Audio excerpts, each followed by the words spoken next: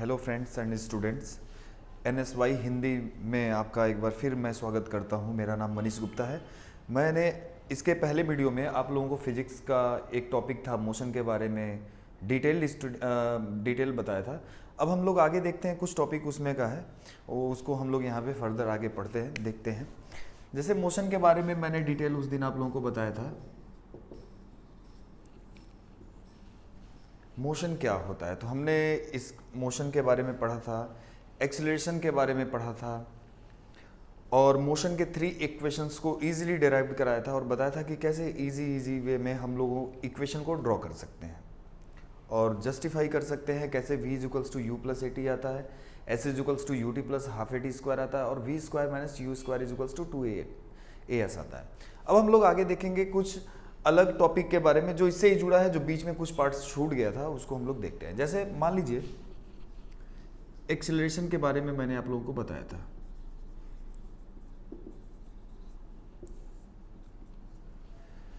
Acceleration क्या होता है, तो इसका एक सिंपल सा डेफिनेशन है, rate of change of velocity. आज हम लोग डिटेल पढ़ेंगे एक्सीलरेशन के बारे में और समझेंगे कि क्या होता है बढ़िया से deeply. Rate of change of velocity को हम लोग बोलते हैं एक्सीलरेशन। फिजिक्स में जहां भी रेट आ जाए, इसका मतलब आपको क्या रखना है, वहां पे नीचे लिखना है time T. Change in velocity, let us assume that यहाँ पे कोई एक ऑब्जेक्ट है, इसका इनिशियल वेलोसिटी u है और इसकी वेलोसिटी में इंक्रीजमेंट हो रहा है और after t time it reaches at point B and the final velocity is v। तो देखेंगे कितना चेंज हुआ। तो पहले तो u था, मान लीजिए यहाँ पे इसका वेलोसिटी 5 मीटर पर सेकेंड था, यहाँ पे आके 15 मीटर पर सेकेंड हो गया। अब पूछेंगे कितना चेंज हुआ, तो हम लोग को ऑब्वियस सी बात है माइनस करना है, 15 माइनस 5। वैसे ही अगर v है और u है तो आपको चेंज निकालना होगा, तो क्या करेंगे v माइनस यू, यहाँ पे लिखेंगे v minus you upon T. ये हो जाएगा एक्सीलरेशन का फॉर्मूला। अब पॉइंट जो मैं बताने वाला हूं वो क्या है, एक्सीलरेशन यहाँ पे देख रहे हैं कि rate of change of velocity. जरूरी नहीं है कि कभी भी जो एक्सीलरेशन है यानी जो वेलोसिटी है वो बार बार बढ़ती रहे। जैसे हमने क्या किया, एक बॉल लिया और फोर्स लगा के उस बॉल को थ्रो किया, तो पहले तो उसकी वेलोसिटी इंक्रीज होती है, लेकिन कुछ समय के बाद उसकी वेलोसिटी क्या हो जाएगी, डाउन होती जाएगी। तो हम लोग देख रहे हैं कि rate of change of velocity कभी वो इंक्रीज भी हो सकता है और कभी क्या हो सकता है, डिक्रीज भी हो सकता है। जैसे एक पॉइंट ए है, यहाँ पे कोई कार है, पॉइंट ए पे कोई कार है और वो मूव करना स्टार्ट कर रही है, तो स्टार्टिंग में उसकी वेलोसिटी 0 है। जैसे अगर कार अपने जगह पे है और रेस्ट पोजीशन पे है, जब तक उसको हम लोग स्टार्ट करके आगे की तरफ नहीं बढ़ाते हैं तब तक उसकी वेलोसिटी u इक्वल्स टू क्या है, 0 है। अब ड्राइवर ने क्या किया, उसको स्टार्ट किया और आगे की तरफ बढ़ना स्टार्ट कर दिया, तो हम लोग देख रहे हैं उसकी वेलोसिटी में कंटिन्यूअस इंक्रीमेंट हो रहा है। तो हम लोग बोल रहे हैं कि वेलोसिटी यहाँ पे बढ़ रहा है, यानी एक्सेलरेशन बढ़ रहा है, ठीक है ना। कुछ समय के बाद क्या होगा, जैसे ही उसको आगे रुकना होगा तो वहां पे वेलोसिटी धीरे धीरे क्या होती है, डिक्रीज हो जाती है और फाइनल वेलोसिटी वहां पे लास्ट में आकर के क्या हो जाता है, 0। तो हम लोग देख रहे हैं एक्सेलरेशन का यहाँ पे 2 पहलू। एक पहला क्या है कि एक्सेलरेशन बढ़ता भी है, जैसे होता है ना बाइक चलाते हैं बोलते लोग एक्सेलरेटर बढ़ाओ। एक्सेलरेटर बढ़ाओ का मतलब क्या हो गया, वेलोसिटी को इंक्रीज कराओ, चेंज इन वेलोसिटी करो, वेलोसिटी कैसा होना चाहिए, इंक्रीज। और जैसे ही एक्सेलरेटर डाउन करते हैं, गाड़ी की जो स्पीड होती है थोड़ी थोड़ी क्या हो जाती है, स्लो हो जाती है। तो यहाँ पे एक्सेलरेशन 2 होता है। एक होता है एक्सेलरेशन जब किस में हो, पॉजिटिव हो, और दूसरा एक्सेलरेशन क्या हो, जब क्या हो, नेगेटिव हो। एक्सेलरेशन क्या हो, जब पॉजिटिव हो, और एक्सेलरेशन क्या हो, नेगेटिव। जब एक्सेलरेशन पॉजिटिव होता है तो उसको एक्सेलरेशन ही बोलते हैं, लेकिन जब एक्सेलरेशन क्या हो, नेगेटिव आ जाए तो उसको बोलते हैं रिटार्डेशन। उसको क्या नेम देते हैं, रिटार्डेशन। यानी negative acceleration is always known as retardation. और इसका एग्जांपल हम लोग खुद देख सकते हैं। हमने क्या किया, बाइक चलाना या साइकिल हमने स्टार्ट किया, चला करके कुछ देर के बाद छोड़ देंगे, धीरे धीरे धीरे धीरे साइकिल की जो स्पीड है वो क्या हो जाएगी, स्लो डाउन होते होते लास्ट में आकर के 0 हो जाएगा। तो ऐसे एक्सेलरेशन को बोलते हैं रिटार्डेशन, जहां पे वेलोसिटी धीरे धीरे क्या हो रही है, डिक्रीज हो रही है।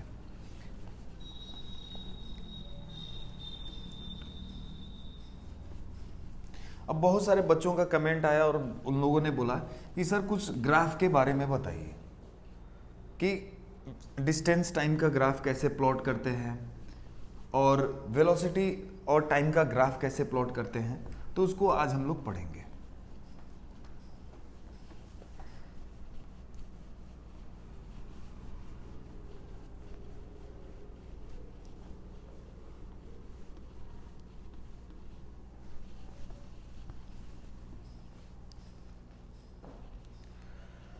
पहले हम लोग ड्रॉ करते हैं डिस्प्लेसमेंट टाइम ग्राफ।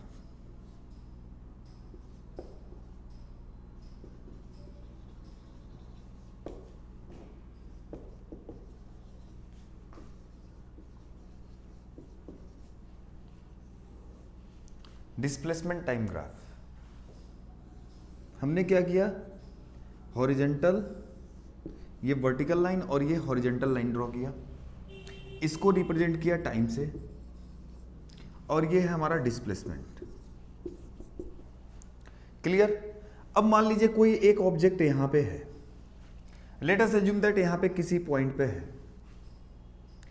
अगर ऊपर की तरफ जा रहा है तो उसके डिस्टेंस में इंक्रीमेंट हो रहा है, और अगर इधर की तरफ जा रहा है या फिर वर्टिकल एक्सिस पे, सॉरी हॉरिजेंटल एक्सिस पे जा रहा है, तो उसमें क्या हो रहा है, टाइम में इंक्रीमेंट हो रहा है। तो हमें यहां पे देखेंगे कि मान लीजिए कोई एक ऑब्जेक्ट पे है, ए पे है, कोई एक ऑब्जेक्ट है जो ए पॉइंट पे है, टाइम इंक्रीज हो रहा है, टाइम इंक्रीज हो रहा है, टाइम लगातार कंटिन्यूस इधर जा रहे हैं तो देख रहे हैं टाइम बढ़ रहा है, लेकिन क्या इसके पोजीशन में यानी इसके डिस्टेंस में कोई चेंजिंग हुआ क्या? न तो ये ऊपर आया और न ही कहाँ गया, नीचे कहीं पे नहीं गया, ये यहीं पे स्टॉप है। यानी हम लोग देख रहे हैं टाइम कंटिन्यूअस इंक्रीज होता जा रहा है and the position of the object remain at the same. इसका मतलब इस तरह के ग्राफ को जहां पे केवल और केवल टाइम में इंक्रीमेंट हो रहा है, उसके डिस्प्लेसमेंट में कहीं भी चेंजेस नहीं हो रहा है, तो हम लोग बोलते हैं कि ऑब्जेक्ट कहां पे है, रेस्ट में है। क्लियर। यानी रेस्ट में होने के लिए देखिए यहां पे जो डिस्टेंस है वो कंटिन्यूअस अपने जगह पे सेम बना हुआ, और टाइम कंटिन्यूअस बढ़ रहा है, टाइम कंटिन्यूअस बढ़ रहा है। पहले 1 सेकंड, 2 सेकंड, 3 सेकंड, 4 सेकंड, इधर जाने का मतलब टाइम बढ़ रहा है। तो इसका मतलब बोलेंगे ऑब्जेक्ट कहां पे है, रेस्ट में है। क्लियर।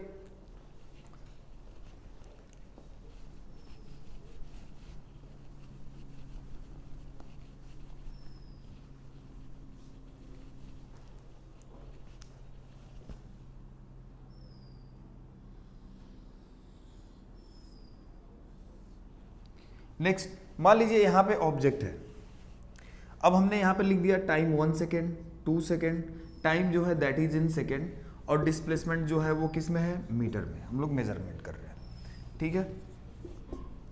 अब मान लीजिए कोई ऑब्जेक्ट है, वो क्या कर रहा है, इसको भी हम इंडिकेट कर देते हैं 1 2 3 4 5 and so on. Let us assume that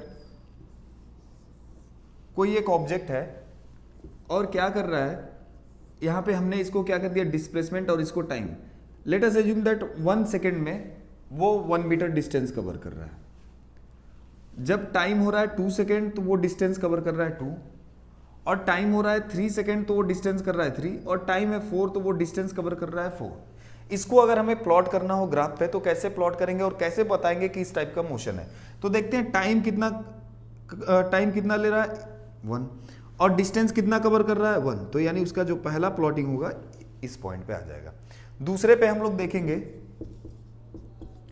time ले रहा है कितना, यहां पे नीचे वाला टाइम है, टाइम सेकंड में है, 2 सेकंड का टाइम ले रहा है, और वो कितना डिस्टेंस कवर कर रहा है, 2 मीटर। तो हम लोग यहां पे ऐसे प्लॉट करेंगे। क्लियर। थर्ड, हम लोग देखेंगे कि वो टाइम कितना ले रहा है, 3 सेकंड का, तो 3 सेकंड का, और डिस्टेंस कितना कवर कर रहा है, 3 मीटर का, तो वो यहां पे आ जाएगा। नेक्स्ट वन, टाइम कितना ले रहा है, 4 का, और डिस्टेंस कितना कवर कर रहा है, 4 का। तो हम लोग क्या करेंगे, इसको प्लॉट करेंगे। तो जब इसको प्लॉट करेंगे तो देखेंगे बिल्कुल एक स्ट्रेट लाइन में ये निकलेगा। यानी ऐसा मोशन जब भी हम लोग डिस्प्लेसमेंट और टाइम को प्लॉट करेंगे, और बिल्कुल जब स्ट्रेट लाइन आए, बिल्कुल कहीं पे भी डिस्प्लेस ना हो, कहीं पे भी उसमें झुकाव ना हो ज़्यादा, कहीं भी डिस्टरबेंस ना हो उस स्ट्रेट लाइन में, तो ऐसे मोशन को हम लोग बोलते हैं यूनिफॉर्म मोशन। क्या बोलते हैं, यूनिफॉर्म मोशन। ठीक है ना, यानी क्या हो रहा है, इसके वेलोसिटी में चेंज नहीं हो रहा, कंटिन्यूअस हर जगह पे उसकी जो वेलोसिटी है वो क्या है, सेम है, ठीक है ना। तो ऐसे मोशन को बोलेंगे यूनिफॉर्म मोशन, जहां पे आप कहीं पे भी निकाल सकते हो, यहां पे आप स्पीड निकालो या वेलोसिटी निकालो। वेलोसिटी का फॉर्मूला क्या होता है, डिस्प्लेसमेंट अपॉन टाइम, क्लियर है ना। तो आप देखोगे वेलोसिटी क्या हो जाएगा, 1/1 यानी क्या हो जाएगा 1, यहाँ पे आप निकालोगे 2/2 1 हो जाएगा, यहाँ पे आप निकालोगे 3/3, यहाँ पे निकालोगे 4/4 1 हो जाएगा। यानी हर जगह पे जब वेलोसिटी या स्पीड सेम आता है तो ऐसे मोशन को हम लोग क्या नेम देते हैं, uniform motion. Is it clear? Next point is that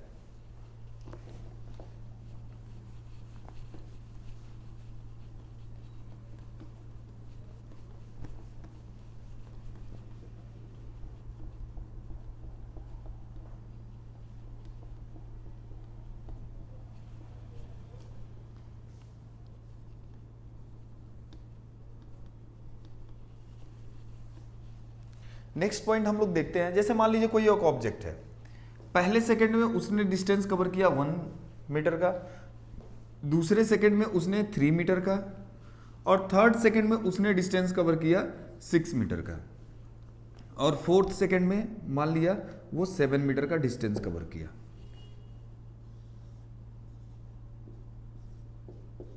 clear? Now we are going to plot the graph of this. 1 second में कितना डिस्टेंस कवर किया, 1, तो देखेंगे 1 है ये, और 1 पे यहां पे 1 का कवर किया। 2 सेकेंड का टाइम ले रहा है तो डिस्टेंस कवर कर रहा है 3 का, तो देख रहे हैं 2 सेकेंड का जो टाइम है उसमें डिस्टेंस इसने कवर किया है 3 का। थर्ड 3 सेकेंड का टाइम ले रहा है और डिस्टेंस कितना कवर कर रहा है 6, तो देख रहे हैं 3 सेकेंड में उसने 6 का डिस्टेंस कवर किया। और उसके बाद देख रहे हैं 4th सेकेंड में वो डिस्टेंस कितना कवर कर रहा है 7 का, तो यहां पे आ जाएगा 7। अब हम लोग क्या करेंगे, 4 पॉइंट्स को देखना है, तो यहां पे हमारा यह पॉइंट मान लीजिए A, let us assume that this is point B, let us assume that this is point C and this is point D। अब हम लोग कभी भी इन सभी पॉइंट्स को मिलाएंगे तो इनका जब ग्राफ ड्रॉ करेंगे तो ये एक पूरा टोटल एक स्ट्रेट लाइन नहीं बन रहा, पार्ट में ये क्या हो रहा है, हर जगह पे इसका जो डायरेक्शन है वो चेंज हो रहा जा रहा है। यानी ऐसा ग्राफ जिसमें क्या हो, बिल्कुल जो ऑब्जेक्ट मोशन कर रहा है अगर उसके ग्राफ को हम लोग प्लॉट करें तो जो हमें लाइन मिल रही है वो स्ट्रेट लाइन ना मिले। ये तो स्ट्रेट लाइन नहीं होगा क्योंकि स्ट्रेट लाइन पे 180 डिग्री का एंगल बन रहा है, यहाँ पे कुछ और बन जा रहा है, यहाँ पे कुछ और यहाँ पे कुछ और बन जा रहा है। तो जब भी कभी इस तरह का ग्राफ मिलेगी, हमेशा कुछ पॉइंट पर उसकी जो वेलोसिटी हो यानी जो स्लोप हो वो चेंज हो जा रहा है, तो ऐसे मोशन को हम लोग किससे बोलेंगे, नॉन यूनिफॉर्म मोशन। क्या नेम देंगे, नॉन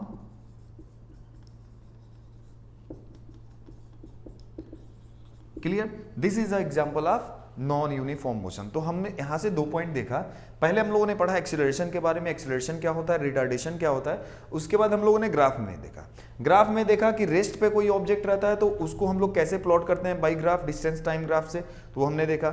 दूसरा हमने ये देखा यूनिफॉर्म मोशन क्या होता है। यूनिफॉर्म मोशन का मतलब जो भी अगर हम लोग ड्रॉ करते हैं डिस्टेंस टाइम ग्राफ को, अगर वो बिल्कुल स्ट्रेट लाइन मिल रहा है तो that is a uniform motion. लेकिन जब अगर स्ट्रेट लाइन ना मिले, जैसे मान लीजिए यहां से यहां तक बिल्कुल जा रहा है, स्ट्रेट लाइन है, अब यहां से आकर के चेंज हो गया, तो क्या ये किस टाइप का मोशन हम लोग बोलेंगे, देख रहे हैं यहां से यहां तक तो जा रहा है, यहां तक तो ठीक है यूनिफॉर्म मोशन, लेकिन चेंज हो गया तो ओवरऑल ये कैसा मोशन हो जाएगा, नॉन यूनिफॉर्म मोशन। अब बिल्कुल स्ट्रेट मिलता जा रहा है, कंटिन्यूअस मिलता जा रहा है, तो ऐसे ग्राफ को हम लोग क्या नेम देंगे, this is the graph of a uniform motion. Clear. तो यहां से आपको यह भी पता चल गया होगा कि यूनिफॉर्म मोशन क्या होता है, नॉन यूनिफॉर्म मोशन क्या होता है। यूनिफॉर्म मोशन मतलब कोई ऑब्जेक्ट चल रहा है कंटिन्यूअस सेम स्पीड से, एवरी पॉइंट पर उसकी स्पीड वही आ रही है। इसमें भी आप लोग क्या करेंगे, अगर यूनिफॉर्म मोशन में आप लोग किसी भी पॉइंट पे स्पीड निकालेंगे तो सेम आएगा, और नॉन यूनिफॉर्म मोशन में यहां से वहां गया, ए से बी पॉइंट पे गया तो 5 मीटर पर सेकंड की स्पीड है, दूसरे पे गया 7 हो गया, 8 हो गया, तो ऐसे जो स्पीड वेरी, जब स्पीड वेरी करता है तो हम लोग बोलते हैं नॉन यूनिफॉर्म मोशन।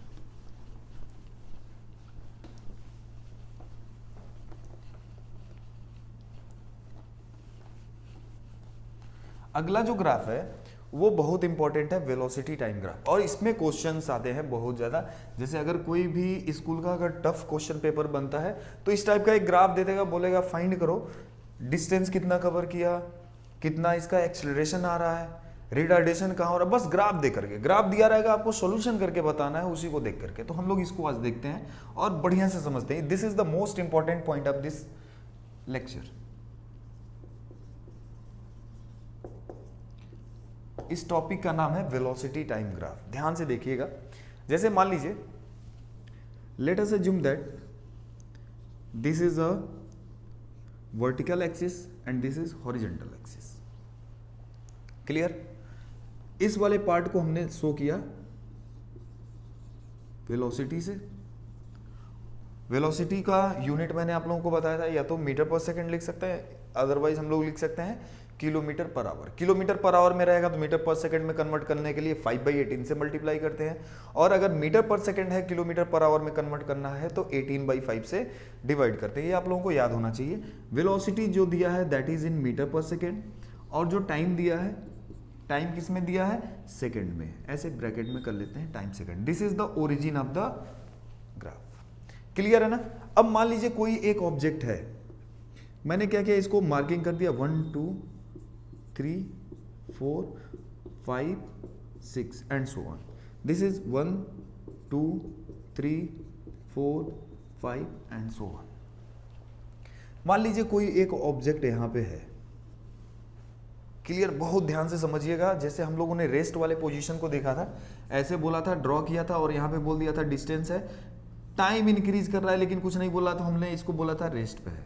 अब यहाँ पे ये सोचेंगे, ये ऑब्जेक्ट यहाँ पे है 3 पे, और टाइम इंक्रीज होता जा रहा है, टाइम इंक्रीज होता जा रहा है, time is continuous increasing and increasing. अब क्वेश्चन ये, क्या ये ऑब्जेक्ट रेस्ट पे होगा क्या? ये तो सोचने वाली बात है, बिल्कुल ऐसे। लेकिन हम लोग देख रहे हैं टाइम कंटिन्यूअस बढ़ रहा है, लेकिन उसकी वेलोसिटी कहां पे बनी हुई है, 3 मीटर पर सेकेंड, यानी वो घूम रहा है। इसका मतलब ये रेस्ट पे नहीं है। उसकी वेलोसिटी क्या है, हर एक पॉइंट पे आप देखेंगे, कभी भी हम लोग कोऑर्डिनेट ज्योमेट्री पढ़े होंगे, कभी भी किसी पॉइंट्स पे देखेंगे तो हमेशा इसकी जो वेलोसिटी दिखेगी वो कहां पे दिखेगी, 3 मीटर पर सेकेंड। यानी ऑब्जेक्ट यहां पे जब रहेगा तो हम लोग बोल सकते हैं रेस्ट पे, क्योंकि वेलोसिटी क्या है, 0। लेकिन जैसे ही अगर ऊपर वेलोसिटी और टाइम के ग्राफ में कभी भी ऊपर कोई पॉइंट यहाँ पे ले लेंगे, इसका मतलब उसकी वेलोसिटी तुरंत आप देखेंगे 5 और 6 के बीच में नियर अबाउट 5.5 मीटर पर सेकेंड है। ठीक है ना? तो यानी अगर वेलोसिटी टाइम ग्राफ प्लॉट करते हैं, कहीं पे भी दिखाते हैं, तो उसे रेस्ट नहीं बोलना, वो बोल जिस पॉइंट पे यहाँ पे रुका हुआ है, टाइम इज कंटिन्यूअस इंक्रीजिंग, तो हम लोग बोल सकते हैं ये ऑब्जेक्ट क्या कर रहा है, मूव कर रहा है, और उसकी वेलोसिटी क्या है, कांस्टेंट है। ठीक है ना? तो एक्सीलरेशन भी दो तरह का होता है, एक होता है कांस्टेंट एक्सीलरेशन के साथ मूव कर रहा है या यूनिफॉर्म एक्सीलरेशन, दूसरा होता है नॉन यूनिफॉर्म एक्सीलरेशन। तो हम लोग इसका कुछ टॉपिक देखते हैं। एक होता है यूनिफॉर्म एक्सीलरेशन, दूसरा बोल सकते हैं नॉन यूनिफॉर्म एक्सीलरेशन। ठीक है ना? अब आप देख रहे हैं वेलोसिटी कहीं भी चेंज नहीं हो रहा है टाइम के साथ, टाइम के साथ वेलोसिटी चेंज नहीं हो रहा, तो हम लोग बोल रहे हैं कि this object is moving with uniform acceleration. अगर चेंज भी हो और हर एक पॉइंट पे सेम आए तब भी हम लोग बोलेंगे यूनिफॉर्म एक्सीलरेशन। चेंज भी हो रहा है बट हर एक पॉइंट पे एक्सीलरेशन क्या आ रहा है, सेम आ रहा है, तो उसको हम लोग बोलेंगे क्या, यूनिफॉर्म एक्सीलरेशन। लेकिन कंटिन्यूअस एक्सीलरेशन, कभी स्पीड बढ़ रहा है, कभी डाउन हो रहा है, कभी बहुत ज्यादा तेज बढ़ जा रहा है, कभी डाउन हो जाए, जैसे एक्सीलरेशन, कोई शहर में बाइक चला रहा है बार बार कंटिन्यूअस, कभी एक्सीलरेटर कम, कभी डाउन, कभी, तो उसको बोलेंगे नॉन यूनिफॉर्म एक्सीलरेशन। और हाईवे पे हम लोग चल रहे हैं, कंटिन्यूअस आराम से बैठे हैं, 60 किलोमीटर पर आवर की स्पीड से चल रहा है, तो गाड़ी तो मूव कर रहा है, लेकिन वहां पे जो एक्सीलरेशन है वो क्या है, यूनिफॉर्म एक्सीलरेशन है, कंटिन्यूअस। क्लियर है?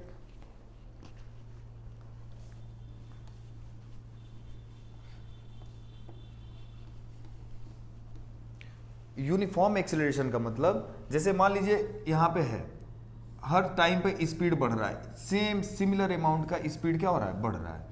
ठीक है ना? हमेशा स्पीड क्या हो रहा है, एक ही रेट से बढ़ रहा है, तो उसको बोलेंगे यूनिफॉर्म एक्सीलरेशन। हमेशा, मतलब 1 सेकंड में 2 मीटर पर सेकंड का बढ़ा, अगले दूसरे सेकंड में 4 मीटर पर सेकंड का हो गया, तो उसको बोलेंगे यूनिफॉर्म एक्सीलरेशन। अब आगे हम लोग देखते हैं इसको ड्रॉ कैसे किया जाएगा।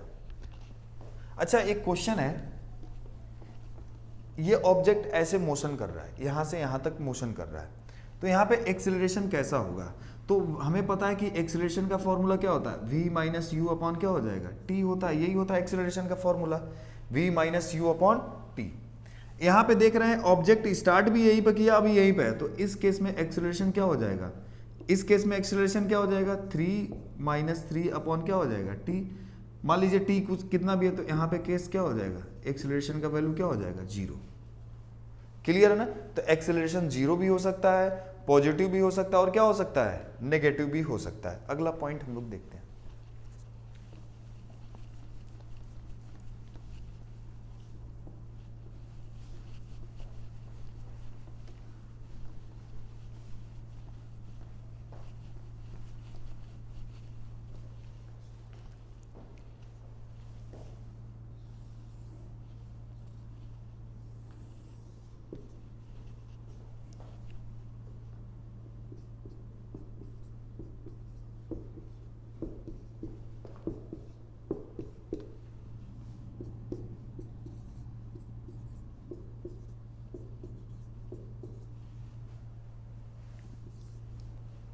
लेट अस अज्यूम दैट कोई ऑब्जेक्ट यहाँ पे है, वो पॉइंट पे, अब वो क्या कर रहा है, मोशन कर रहा है। ये वेलोसिटी टाइम का ग्राफ है,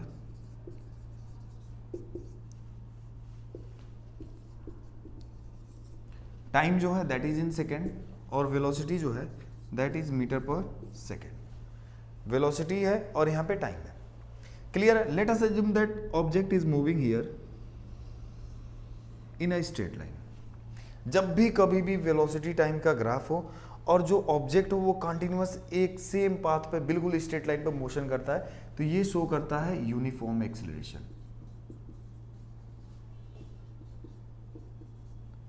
एक्सीलरेशन क्लियर है ना।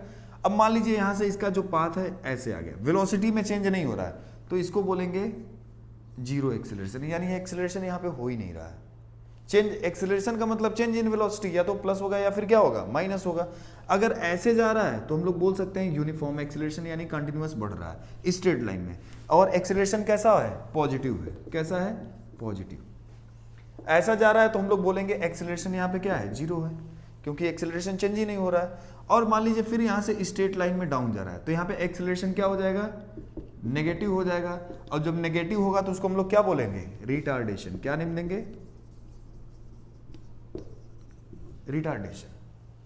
क्लियर। अब क्वेश्चन जैसे आ गया कि आप बताइए यहां से यहां तक जाने में, ऐसे ग्राफ रहेगा आपके कुछ, देखिए एक ही क्वेश्चन से मैं पूरा बिल्कुल एक्सप्लेन कर दे रहा हूं।